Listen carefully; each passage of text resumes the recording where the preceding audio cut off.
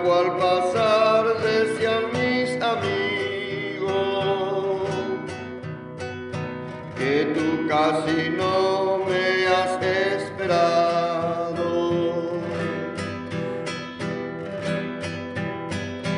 Un hombre malvado por las tardes iba para visitarte y mi nombre casi tú desechaste y nuestro amor casi tú soltaste.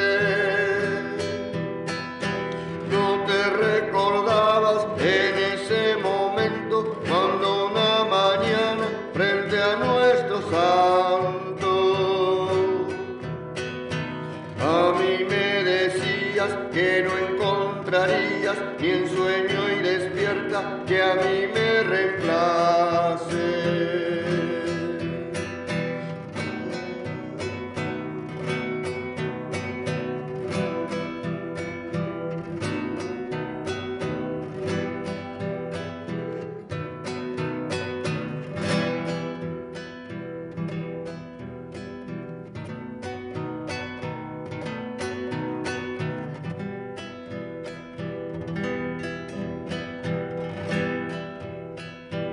Y esas tus palabras salpiquen rocío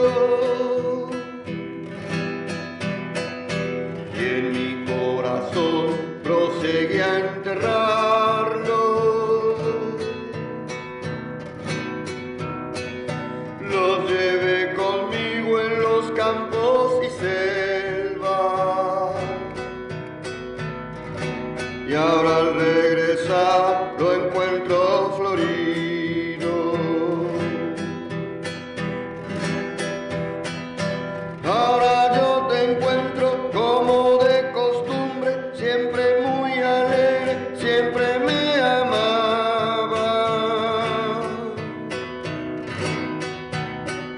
Dile a ese perro como tú lo sabes que volvió su dueño, que ya no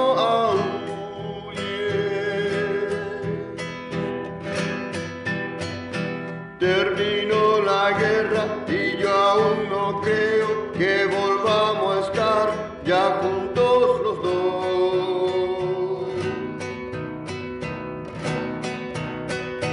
En nuestra casita frente a nuestros santos luchando